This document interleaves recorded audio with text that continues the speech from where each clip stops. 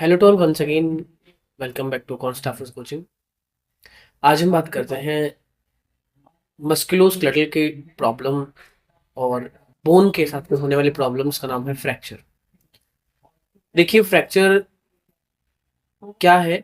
आपकी बोन का undesirable breakdown होना, डिसकंटिन्यूटी का ब्रेकडाउन होना, दैट इज फ्रैक्चर।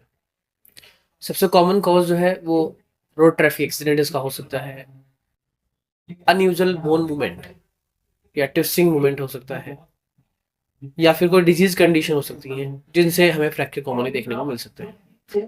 कॉमनली हम यहाँ आज फ्रैक्चर के टॉपिक को इसलिए डिस्कस कर रहे हैं क्योंकि फ्रैक्चर के अंदर से एग्जाम में क्वेश्चन आते हैं, वो अगर अकॉर्डिंग टू पैटर्न आते हैं तो हमें पैटर्न बहुत इजीली याद हो जाता है कि ओपन है कि क्लोज है, कंप्लीट है कि इनकम्प्लीट है, ट्रांसवर्स है कि ओब्लिक है कि स्पाइरल है, पैथोलॉजिकल है कि इम्पैक्टेड है, बकल्ड है कि ग्रीन स्टिक है, कंपाउंड है कि कॉम्प्लेक्स है, या फिर कंप्रेशन फ्रैक्चर है या डिप्रेशन वाला फ्रैक्चर है, तो वो बहुत जल्दी याद हो जाता है।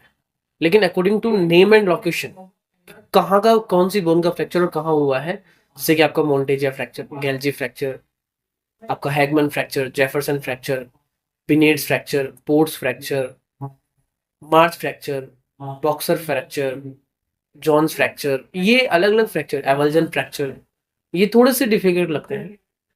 बट अगर डायग्रामेटिक क्वेश्चन यहाँ से आता है तो मुझे लगता है वो अकॉर्डिंग टू पैटर्न के हिसाब से आएगा। बट अगर नेम एंड लोकेशन के हिसाब से आता है तो वो आपको according to name and location आपको बताना पड़ेगा। जब फ्रैक्चर की बात करते हैं तो फ्रैक्चर के अंदर हम उसका सिम्टम्स देखते हैं, उसको ट्रीट करते हैं। ट्रीटमेंट करने के लिए कास्ट अप्लीकेशन करते हैं, या फिर आप यहाँ पे ट्रैक्शन को अप्लाई कर सकते हैं, और या फिर कोई सर्जिकल मैनेजमेंट आप कर सकते हैं, और इफ सर्जरी कॉमनली परफॉर्म करते हैं, ओपन रिडक्शन, इंटरनल फिक्सेशन। अब जब फ्रैक्चर आपने पढ़ा तो देखा कि बहुत सारी चीजें आपने फ्रैक्चर में इंक्लूड की, और इनके कुछ कॉम्प्लिकेशन जो हमें बहुत अच्छे से याद रखने होते हैं, वो केवल दो बता रहा हूँ अभी। वो ये है कि एक तो होता है आपका fat embolism. Fat embolism fracture का बहुत ही कॉमन कॉम्प्लिकेशन देखने को मिल सकता है, लेकिन ये कॉमनली लॉन्ग बोन फ्रैक्चर में देखने को मिलता है, और फ्रैक्चर होने के 18 से 24 घंटे के अंदर अंदर आपको देखने को मिल सकता है। और इसके अंदर जो सिम्टम्स आते हैं वो सारे सिम्टम्स ऑलमोस्ट पल्मोनरी एम्बोलिज्म की तरह आते हैं, क्योंकि फैट ग्लोब्यूल निकला और वो लंग्स में आके ट्रैप हो गया, तो पल्मोनरी एम्बोलिज्म के तरह सिम्टम्स आपको मिलेंगे। लेकिन दूसरा जो कॉम्प्लिकेशन आता है वो बहुत ही अच्छा आता है, और उसका नाम है कंपार्टमेंट सिंड्रोम।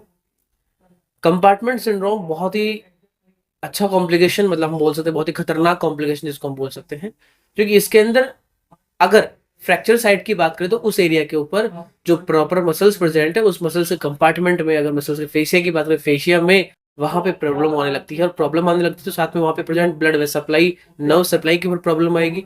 और ऐसी कहानी के अंदर आपको सबसे पहले पैरेस्थीसिया देखने को मिलता है। अगर फ्रैक्चर हुआ है और वहां से नमनेस और टिंगलिंग सेंसेशन का फीलिंग आपको मिल रहा है, इसका मतलब वहां पे कंपार्टमेंट सिंड्रोम का इन्वॉल्वमेंट हो सकता है कि वहां प्रेजेंट हो। इसके लिए आपको 6 P's ऑब्जर्व करने पड़ते हैं, और 6 P's के अंदर आपको पेन, पैलर, पल्सनेस, आपका पैरेस्थीसिया, पैरालिसिस और पोइकिलोथर्मिया, ये 6 P's आपको याद रखने पड़ते हैं। हो सकता है 6 P's आपके कहीं भी काम आ जाए, तो जरूरी नहीं फ्रैक्चर में, बर्न वाले एरिया में भी 6 P's काम आ सकते हैं। तो ध्यान रखिएगा, 6 P's का मतलब होता है न्यूरोवेस्कुलर इंपेयरमेंट का आना, और ऐसे कंडीशन में हमें तुरंत क्या करना पड़ता है, डॉक्टर को इन्फॉर्म करना पड़ता है। थैंक्स टू ऑल, फिर मिलेंगे अगली क्लास में। धन्यवाद।